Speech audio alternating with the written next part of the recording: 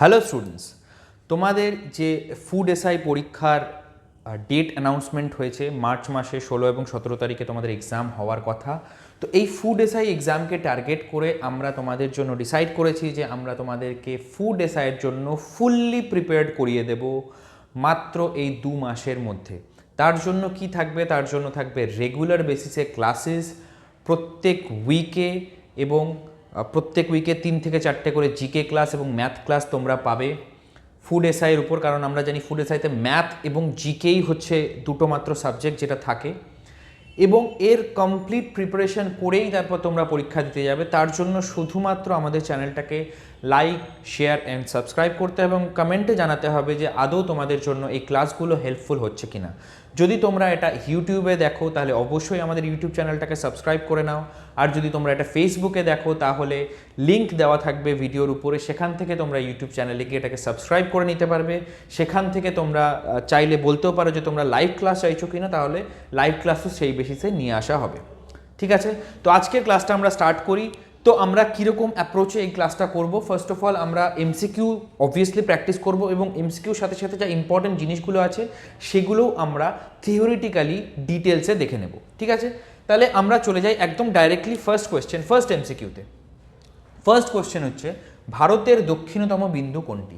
তোমরা যদি এইগুলোর এই ভিডিওর সাথে সাথে অ্যান্সার করতে চাও সেক্ষেত্রে তোমরা কোশ্চেনের নাম্বার মেনশন করে তারপরে অ্যান্সারটা করবে, তাহলে আমরা চেক করে দেখতে পারবো যে তোমরা আদৌ যে অ্যান্সারগুলো করছো সেটা ঠিকঠাক করতে পারছো কিনা, এবং পুরো ক্লাসটা শেষ হওয়ার পরে তোমরা বলতে পারো যে তোমরা টোটাল কতগুলো কোয়েশ্চেনের অ্যান্সার ঠিক মতো দিতে পারছো।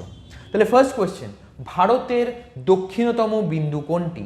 এ বি সি ডি 4টে option, Indira col, Indira point, Kibithu নাকি গুহারমতি। এই 4টের মধ্যে ভারতের দক্ষিণতম বিন্দু কোনটি? এটার অ্যান্সার হয়ে যাবে ইন্দিরা পয়েন্ট। তার মানে এই টাইপের কোয়েশ্চেনগুলো কিন্তু পরীক্ষায় বহুল প্রচলিত, বহুল রিপিটেডভাবে কোয়েশ্চেনগুলো আসে। তাহলে এই রিলেটেড যা যা ইনফরমেশান আছে আমরা একটু দেখে নিই। কী ইনফরমেশান? ফার্স্ট অফ অল দেখো, ভারতের সবচেয়ে যে নর্দার্ন মোস্ট পয়েন্ট সেটাকে বলা হয় কি? নর্দার্ন মোস্ট পয়েন্টকে বলা হয় হচ্ছে ইন্দিরা কোল। ওকে, নর্দার্ন মোস্ট পয়েন্টকে বলা হয় হচ্ছে ইন্দিরা কোল। ওকে, একদম যে ইস্টার্ন সাইডের যে পয়েন্টটা সেটাকে আমরা কি বলছি? কিবিথু। ওকে, কিবিথু। একদম ওয়েস্টার্ন সাইডের যে পয়েন্টটা সেটাকে আমরা বলছি কি? গৌহরমতি। অর্থাৎ বুঝতেই পারছো কোশ্চেনটা কীরকমভাবে ফ্রেম করেছে। গৌহরমতি। ওকে, এবং দক্ষিণতম মেন ভূখণ্ডের দক্ষিণতম বিন্দু হচ্ছে কন্যাকুমারী। কিন্তু আমরা জানি আমাদের আরও একটা কেন্দ্রশাসিত অঞ্চল আছে যার নাম আন্দামান এবং নিকোবর আইল্যান্ড। এই আন্দামান এবং নিকোবর আইল্যান্ডের দক্ষিণতম বিন্দু হচ্ছে ইন্দিরা পয়েন্ট। এটাই হচ্ছে ভারতবর্ষের সবচেয়ে দক্ষিণতম বিন্দু। ঠিক আছে, তো যত ইম্পর্টেন্ট ইনফরমেশন আছে সেগুলো আমরা জেনে নিলাম। তার সাথে সাথে জেনে নিলাম যে ভারতের প্রমাণ দ্রাঘিমা রেখা, প্রমাণ দ্রাঘিমা রেখা বলতে যেই দ্রাঘিমা অনুযায়ী ভারতবর্ষের টাইম নির্ধারণ করা হয় সেই দ্রাঘিমাটা কত?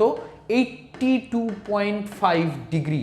82.5 ডিগ্রি কি? 82.5 ডিগ্রি ইস্ট। অর্থাৎ যে মূল মধ্যরেখা আছে তার ইস্টার্ন সাইডে বা পূর্ব দিকে রয়েছে ভারতবর্ষ অবস্থিত। কতটা পূর্ব দিকে? 82.5 ডিগ্রি পূর্ব দিকে অবস্থিত রয়েছে ভারতবর্ষ। নেক্সট আরেকটা কোশ্চেন আসে, দেখো একদম ম্যাপের উপর থেকে আমরা দেখে নেব যে ভারতের কোন কোন রাজ্যের উপর থেকে ট্রপিক অফ ক্যান্সার বা কর্কট ক্রান্তি রেখা পাস করেছে। কি কি? দেখো, গুজরাট, রাজস্থান, মধ্যপ্রদেশ, ছত্তিশগড়, ঝাড়খণ্ড, ওয়েস্ট বেঙ্গল, ত্রিপুরা এবং মিজোরাম। এই 8টা রাজ্যের উপর দিকে আমাদের কর্কট ক্রান্তি রেখা পাস করেছে। ঠিক আছে, চলে যাই আমরা পরের কোয়েশ্চেন।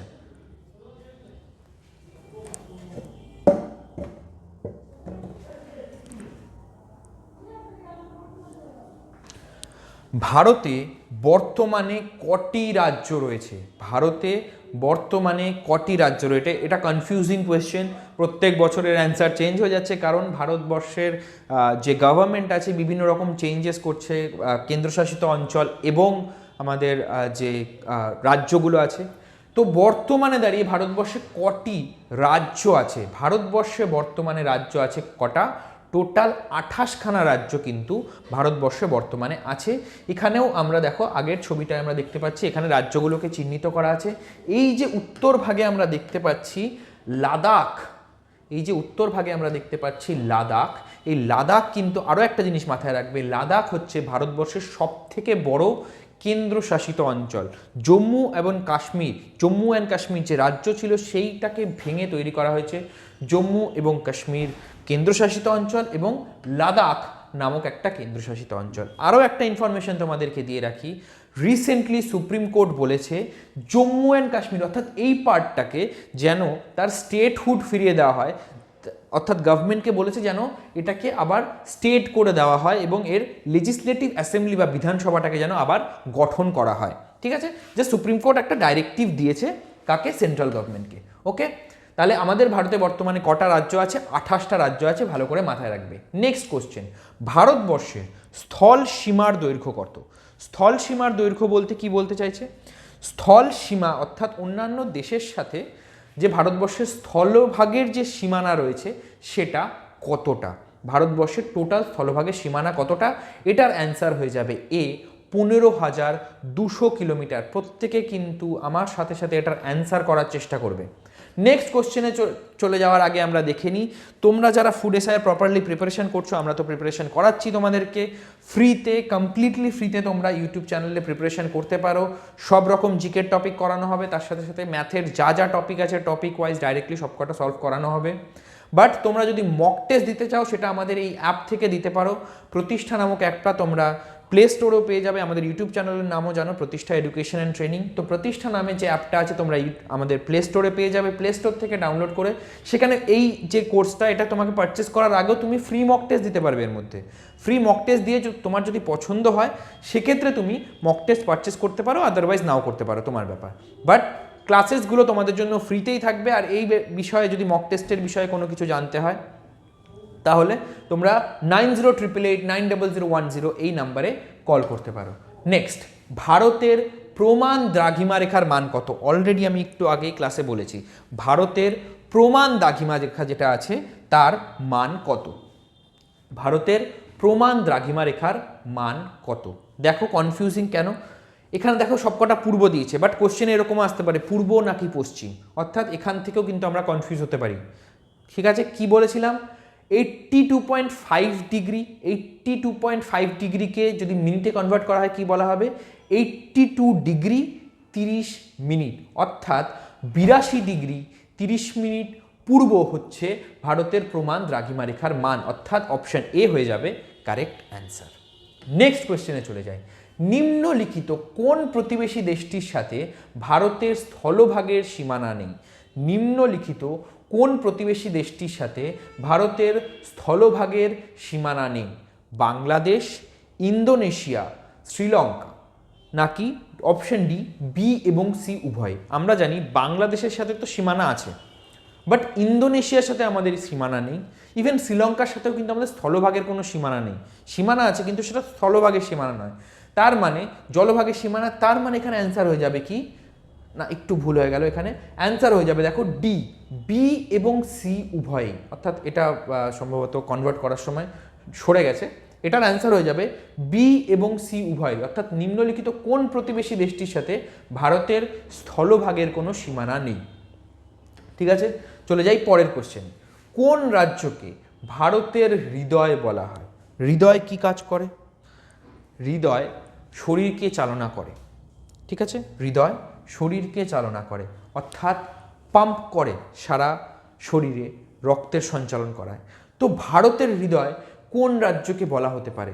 দেখো, যেই রাজ্যে সবচেয়ে বেশি বনভূমি আছে, অর্থাৎ যে অক্সিজেনের যোগান সবচেয়ে বেশি দিচ্ছে, সেই রাজ্যকেই আমরা বলবো কি আমাদের হৃদয়। সেটা কোন জায়গা?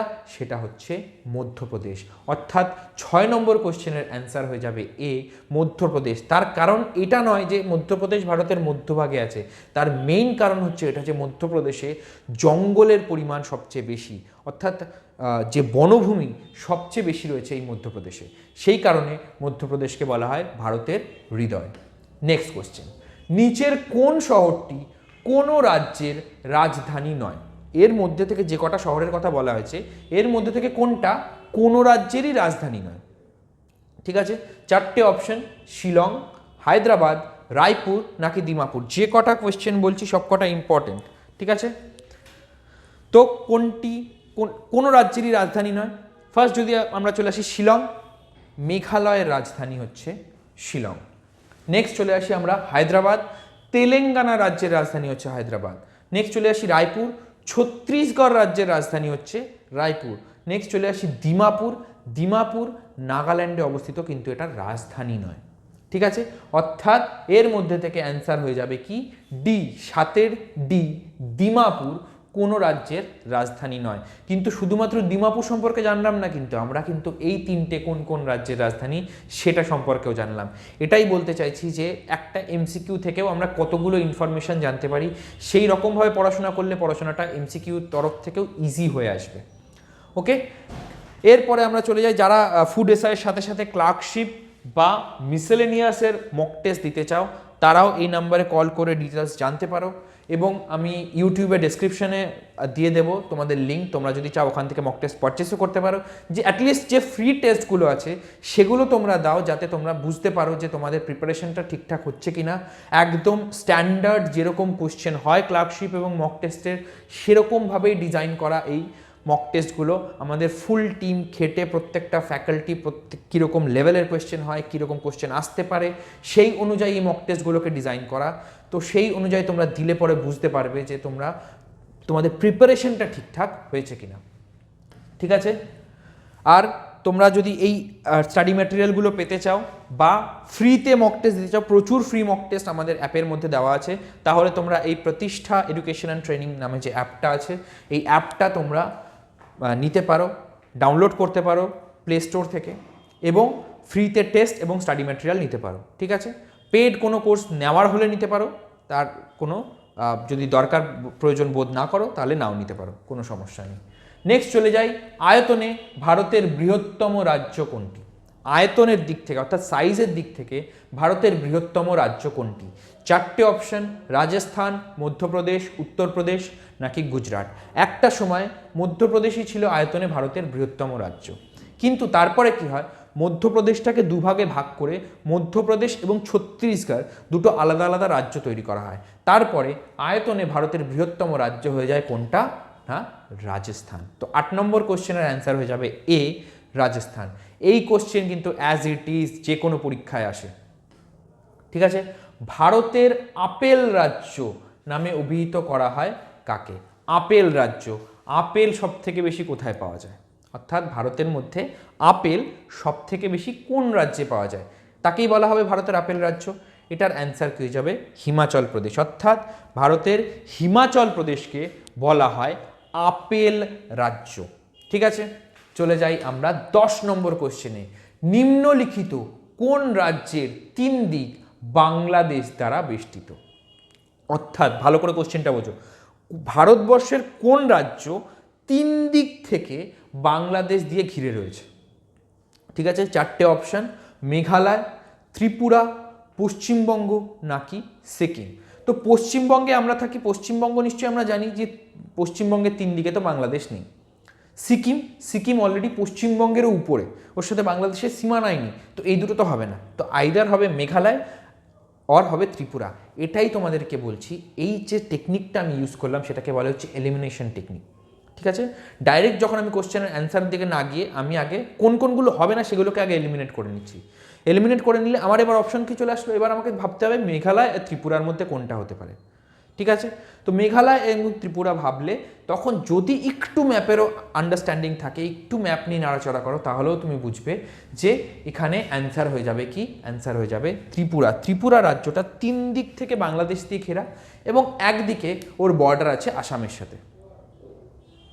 ঠিক আছে, নেক্সট কোশ্চেন, নিম্নলিখিত কোন রাজ্যটির কোনো প্রতিবেশী দেশের সঙ্গে স্থল সীমা নেই? অর্থাৎ এর মধ্যে থেকে কোন রাজ্যটার, ভারতবর্ষে যতগুলো প্রতিবেশী রাজ্য আছে তাদের সাথে কোনো রকম কোনো স্থল সীমা নেই। ঠিক আছে, ফার্স্ট দেখি যদি পশ্চিমবঙ্গ বাংলাদেশের সাথে আছে। নেক্সট চলে আসি সিকিম, আমরা জানি সিকিমের কার সাথে আছে? ভুটানের সাথে আছে, নেপালের সাথে আছে, চায়নার সাথে আছে, তো সিকিমও হবে না।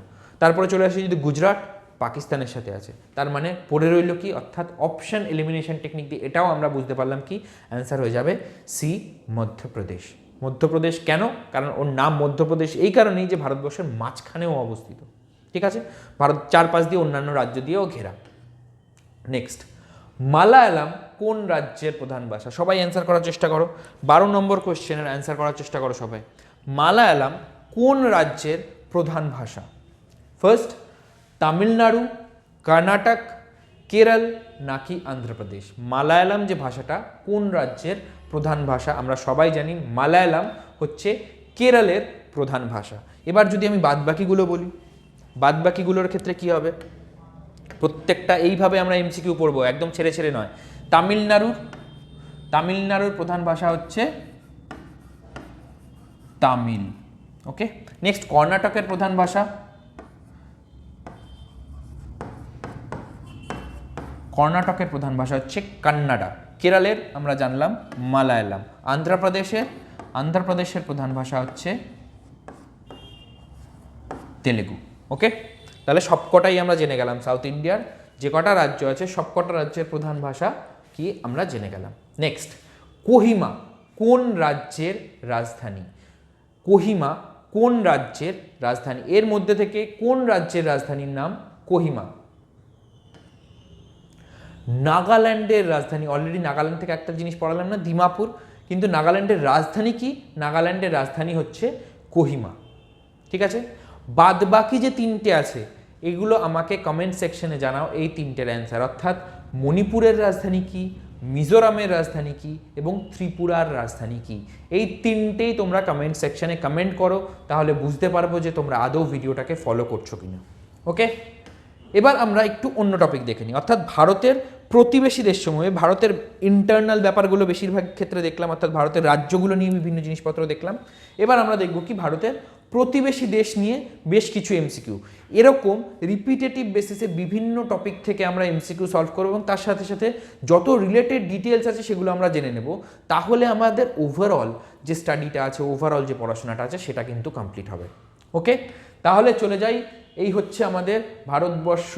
এই ভারতবর্ষের আমরা কোথায় কোথায় কোন কোন বর্ডার দেখতে পাচ্ছি একদম ফার্স্ট অফ অল ভালো করে বুঝে নাও, তারপরে আমরা কোশ্চেনগুলো সলভ করব। ফার্স্ট দেখি আমরা লাদাখ। লাদাখ কার সাথে বর্ডার শেয়ার করছে? লাদাখ এদিকে চায়নার সাথে বর্ডার শেয়ার করছে, এইখানে এই উপরের দিকে উত্তর ভাগে হচ্ছে আফগানিস্তানের সাথে বর্ডার শেয়ার করছে, আর পাকিস্তানের সাথেও লাদাখের বর্ডার আছে। সেম যদি চলে আসি জম্মু অ্যান্ড কাশ্মীর, জম্মু অ্যান্ড কাশ্মীরে শুধুমাত্র পাকিস্তানের সাথে বর্ডার আছে। পাঞ্জাব শুধুমাত্র পাকিস্তান, হরিয়ানার নেই। রাজস্থান শুধুমাত্র পাকিস্তানের সাথে বর্ডার আছে। গুজরাট শুধুমাত্র পাকিস্তানের সাথে বর্ডার আছে। তারপর চলে যাই এই পাশে, হিমাচল প্রদেশ চায়নার সাথে বর্ডার আছে, উত্তরাখণ্ড চায়নার সাথে বর্ডার আছে, আর নেপালের সাথে বর্ডার আছে। উত্তরপ্রদেশ নেপালের সাথেই শুধুমাত্র বর্ডার আছে। বিহার শুধুমাত্র নেপালের সাথে বর্ডার আছে। এবার এই পাশে চলে আসি, ওয়েস্ট বেঙ্গল শুধুমাত্র বাংলাদেশের সাথে আর ভুটানের সাথে বর্ডার আছে। দেখো এদিকে বাংলাদেশ, এদিকে ভুটান। সিকিম তিনটে, নেপাল, চায়না এবং ভুটান। ঠিক আছে, আরও এই পাশে চলে যাই, যদি আমরা বলি আসাম, আসামের ভুটানের সাথে বর্ডার আছে আর বাংলাদেশের সাথে বর্ডার আছে। বাংলাদেশ এবং ভুটান দুটোর সাথে আসামের বর্ডার আছে। অরুণাচল প্রদেশ, ভুটান এবং চায়না, আর এই পাশে এসে হচ্ছে দেখো মায়ানমারের সাথেও বর্ডার আছে অরুণাচল প্রদেশের। বাদ বাকি নাগাল্যান্ড, মণিপুর, মিজোরাম। নাগাল্যান্ড এবং মণিপুরের শুধুমাত্র মায়ানমারের সাথে বর্ডার, মিজোরামের দেখো মায়ানমার এবং বাংলাদেশের সাথে বর্ডার।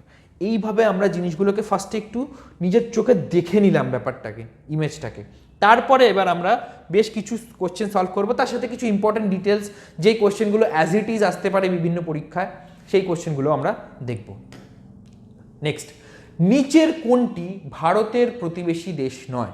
এর মধ্যে থেকে কোনটা ভারতের প্রতিবেশী দেশ নয়? মালদ্বীপ, চীন, পাকিস্তান, থাইল্যান্ড। অর্থাৎ দেখো এই চারটের মধ্যে দুটো নিয়ে আমাদের তো কোনো সন্দেহ নেই, চীন এবং পাকিস্তান ভারতের প্রতিবেশী দেশ। সন্দেহ কী নিয়ে হতে পারে? এক হচ্ছে মালদ্বীপ, এক হচ্ছে থাইল্যান্ড। অর্থাৎ ভারতের প্রতিবেশী দেশ এর মধ্যে থেকে নয়, বলা হয় থাইল্যান্ডকে। বলা হয় থাইল্যান্ডকে কেন বললাম? কারণ একটা জিনিস যদি ভেবে দেখো, আমরা শুধু ভারত বলতে ভারতের মেন ভূখণ্ডটাকেই দেখছি, ওয়ারাস যদি আমরা আন্দামান এবং নিকোবরকে ধরি, আন্দামান এবং নিকোবরের খুব কাছেই কিন্তু এই থাইল্যান্ড অবস্থিত। তো সেটাও কিন্তু আমাদের প্রতিবেশী দেশ হতেই পারে, বাট নর্মালি মালদ্বীপই আমাদের প্রতিবেশী দেশ হিসেবে ধরা হয়, বাট এই থাইল্যান্ডকে আমরা আমাদের প্রতিবেশী দেশ হিসেবে ধরি না, মায়ানমার অবধি ধরি। ঠিক আছে, নেক্সট কোশ্চেন, ভারতের সর্ববৃহৎ প্রতিবেশী দেশ কোনটি? প্রথম কথা হচ্ছে দেখতে হবে বাদ বাকি কী কী আছে অপশন। দেখি নেপাল, পাকিস্তান, ভুটান, হবেই না অবভিয়াসলি, এটার খুব সহজ উত্তর, এর অ্যান্সার হয়ে যাবে চীন। অর্থাৎ ভারতের সর্ববৃহৎ যে প্রতিবেশী দেশ আছে সেটা কি? চীন। নেক্সট কোশ্চেন, ভারতের ক্ষুদ্রতম প্রতিবেশী দেশ কোনটি? ফার্স্ট এরকম টাইপের কোশ্চেন আসলেই আগে আমরা দেখবো যে অপশনগুলো কী কী দেওয়া আছে। চারটে অপশন দেখে নিই, নেপাল, আফগানিস্তান, চীন এবং মালদ্বীপ। তাহলে এর মধ্যে থেকে সবচেয়ে ক্ষুদ্রতম দেশ কোনটা? সেটা হচ্ছে মালদ্বীপ। ওকে, এরপরে চলে যাই নেক্সট কোশ্চেন, কিয়াট কোন দেশের মুদ্রার নাম? এর মধ্যে থেকে কোন দেশের মুদ্রার নাম হচ্ছে কিয়াট? একটু ডিফারেন্ট টাইপের কোয়েশ্চেন, এটার অ্যান্সার হয়ে যাবে মায়ানমার। ঠিক আছে, মায়ানমারের যে মুদ্রা সেটার নাম হচ্ছে কিয়ট। নেক্সট কোয়েশ্চেন, নিচের কোন দেশটি বজ্রপাতের দেশ নামে পরিচিত? এর মধ্যে থেকে কোন দেশকে বজ্রপাতের দেশ বলে অভিহিত করা হয়? এই কোয়েশ্চেনগুলো as it is same to same পরীক্ষায় রিপিট হয়। এর মধ্যে থেকে কোন দেশকে বজ্রপাতের দেশ বলা হয়? এটার অ্যান্সার হয়ে যাবে কি? এটার অ্যান্সার হয়ে যাবে সি, ভুটান। ঠিক আছে, ভুটান হয়ে যাবে এটার অ্যান্সার। নেক্সট, কত সালে সার্ক, সার্ক হচ্ছে south Asian association of regional cooperation, south Asian association of regional cooperation, এটা কত সালে প্রতিষ্ঠিত হয়? সার্ক কত সালে প্রতিষ্ঠিত হয়? অর্থাৎ ভারতবর্ষ এবং তার প্রতিবেশী দেশগুলোকে নিয়ে একটা জিওগ্রাফিক্যাল গ্রুপিং, এর নাম হচ্ছে সার্ক। এটি প্রতিষ্ঠিত হয় 1985 খ্রিস্টাব্দে। এটা প্রতিষ্ঠিত হয় কবে? 1985 খ্রিস্টাব্দে। নেক্সট, ভুটানের রাজধানীর নাম কি? ভুটানের রাজধানীর নাম কি? কাঠমান্ডু আমরা যদি বলি, কাঠমান্ডু হচ্ছে নেপালের রাজধানী। দিল্লি, দিল্লির মধ্যে নিউ দিল্লি হচ্ছে ভারতের রাজধানী, মাথায় রাখবেন, নিউ দিল্লি হচ্ছে ভারতের রাজধানী। নেক্সট কোশ্চেন, রেঙ্গুন, রেঙ্গুন হচ্ছে মায়ানমারে অবস্থিত। ঠিক আছে, থিম্পু হচ্ছে ভুটানের রাজধানীর নাম। ওকে, নেক্সট, প্রদত্ত শহরগুলির মধ্যে কোনটি শ্রীলঙ্কায় অবস্থিত নয়? অর্থাৎ এই জায়গাগুলোর মধ্যে কোন জায়গাটি শ্রীলঙ্কার মধ্যে অবস্থিত নয়? ঠিক আছে, এটার অ্যান্সার হয়ে যাবে কি? মাফান্নু। মাফান্নু জায়গাটা কিন্তু শ্রীলঙ্কায় অবস্থিত নয়, বাদ বাকি অর্থাৎ নেগোম্বো, ক্যান্ডি এবং জাফনা, এই তিনটে জায়গা কিন্তু শ্রীলঙ্কার মধ্যে অবস্থিত। নেক্সট, মানস কোন দেশের প্রধান নদী? আমরা যখন নদ নদী রিলেটেড এমসিকিউ করেছিলাম সেখানেও আমরা দেখেছিলাম মানস কোন দেশের প্রধান নদী? মানস হচ্ছে ভুটানের প্রধান নদী। ভুটানের প্রধান নদীর নাম হচ্ছে মানস। নেক্সট, নোশাক কোন দেশের উচ্চতম শৃঙ্গ? অর্থাৎ নোশাক কোন দেশের উচ্চতম শৃঙ্গ? ঠিক আছে, এই কোশ্চেনও কিন্তু same as it is, same to same এই কোশ্চেন রিপিট হবে। এটা হয়ে যাবে আফগানিস্তান। অর্থাৎ নোশাক কোন দেশের উচ্চতম শৃঙ্গ? এটা হয়ে যাবে আফগানিস্তানের উচ্চতম শৃঙ্গ হচ্ছে নোশাক। নেক্সট, পৃথিবীর নিম্নতম দেশ কোনটি? অর্থাৎ সমুদ্রপৃষ্ঠ থেকে খুব সামান্যই উচ্চতায় অবস্থিত দেশ এর মধ্যে থেকে কোনটি? সিঙ্গাপুর, শ্রীলঙ্কা, মালদ্বীপ নাকি ইন্দোনেশিয়া? পৃথিবীর সবচেয়ে নিম্নতম দেশ বলা হয় মালদ্বীপকে, যার জন্য বলা হয় গ্লোবাল ওয়ার্মিংয়ের কারণে যদি কখনো সমুদ্রপৃষ্ঠের জলতল বেড়ে যায় তাহলে মালদ্বীপের মতন দেশগুলো কিন্তু জলের তলায় চলে যাবে। ইভেন ইন্দোনেশিয়াও খুব একটা উঁচু নয়। এবার ইন্দোনেশিয়া দেশটা অনেকটা ছড়িয়ে ছিটিয়ে আছে, অনেকগুলো দ্বীপের মধ্যে বিভক্ত হয়ে আছে এই ইন্দোনেশিয়া। তো সেই কারণে ইন্দোনেশিয়ার কয়েকটা জায়গা এই জলভাগ উঠে যাওয়ার কারণে কিন্তু ডুবে যেতে পারে। ঠিক আছে, নেক্সট, জাংথা কোন দেশের প্রধান ভাষা? জাংথা এই যে ল্যাঙ্গুয়েজ বা ভাষাটা, এটা এর মধ্যে থেকে কোন দেশের প্রধান ভাষা হচ্ছে জাংথা? চারটে অপশন, ভুটান, নেপাল, শ্রীলঙ্কা এবং চীন। তোমরা যারা পারবে তারা কমেন্ট সেকশনে অবশ্যই জানাবে।